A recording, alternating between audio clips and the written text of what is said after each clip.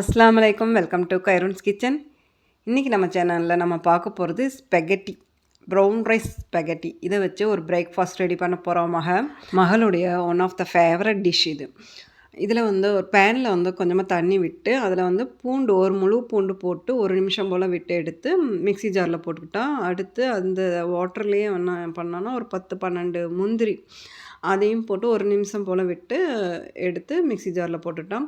அதுக்கப்புறம் என்ன பண்ணோன்னா பாலக்கை வாஷ் பண்ணுறோம். இந்த டிஷ்ஷை பொறுத்தளவில் மகளுக்கு தான் தெரியும் இந்த டிஷ் எப்படி செய்கிறதுங்கிறது. ஏன்னா அவள் செஞ்சு கொடுத்து தான் நான் சாப்பிட்டது உண்டு. 2-3 வாட்டி அவள் செஞ்சுருக்கிறான், நான் சாப்பிட்ருக்குறேன். பக்கத்தில் நின்று நான் பார்த்ததே கிடையாது. வீடியோக்காக நான் இப்போ பக்கத்தில் நின்று பார்த்துட்ருக்குறேன். என்ன பண்ணோன்னா ஒரு முழு பூண்டை தண்ணியில் போட்டு ஒரு நிமிஷம் போட்டு எடுத்துட்டா. அப்புறம் ஒரு 10-12 முந்திரி போட்டு எடுத்து மிக்ஸி ஜாரில் போட்டா. அதுக்கப்புறம் கீரையை வாஷ் பண்ணி அதையும் அதே வாட்டரில் போட்டா. அதுக்கப்புறம் எலுமிச்சம்பழம் அரைப்பழம் பிழிஞ்சு விட்டுட்டா. நான் வீடியோ பார்த்து தான் சொல்லிகிட்ருக்கிறேன் ஸ்டெப் பை ஸ்டெப்பாக. ஆலிவ் ஆயில் கொஞ்சம் விட்டா மிக்ஸி ஜாரில். அதுக்கப்புறம் கீரை ஒரு நிமிஷம் தான் இருந்துச்சு வாட்டரில். அதோட மிளகுத்தூளும் மிக்ஸி ஜாரில் கொஞ்சம் போட்டா. அதுக்கப்புறம் இட்டாலியன் சீசனிங் அதுவும் கொஞ்சம் போட்டா.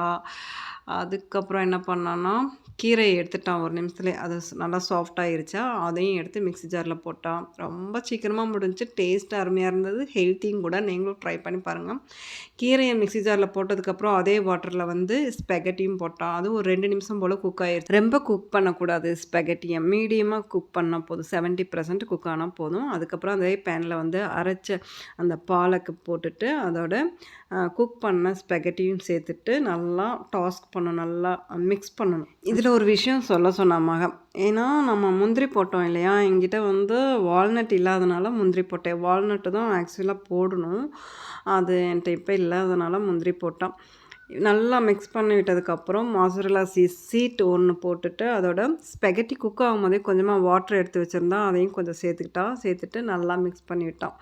நல்லா மிக்ஸ் ஆனதுக்கப்புறம் ஸ்டவ் ஆஃப் பண்ணிடலாம். அவ்வளோதான், ஹெல்த்தியான க்ரீன் பாஸ்தா ரெடி ஆயிடுச்சு. இது கூட ஒரு ஆம்லேட் வச்சு சாப்பிட்டோம்னா செம்மையாக இருக்கும். ஆம்லேட்டும் போட்டு எடுத்தால் ஃபுல் பாயிலும் போட்டு எடுத்துக்கலாம், அல்லது ஆஃப் பாயிலும் போட்டு எடுத்துக்கலாம்.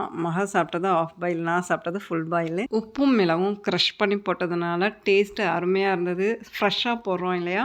இப்போ பிளேட்டில் அசம்பிள் பண்ணிடலாம். க்ரீன் பாஸ்தா அருமையாக இருந்ததுங்க. டேஸ்ட் அண்டு ஹெல்த்திங் கூட. நீங்களும் ட்ரை பண்ணி பாருங்கள், ரொம்ப சீக்கிரமாக செஞ்சிடலாம். பிடிச்சிருந்தா ப்ளீஸ் லைக் கொடுங்க, நம்ம சேனலுக்கு சப்போர்ட் கொடுங்க, உங்கள் ஃபேமிலி அண்ட் ஃப்ரெண்ட்ஸ்க்கும் ஷேர் பண்ணுங்கள். இன்ஷா அல்லாஹ் அடுத்த வீடியோவில் பார்க்கலாம்.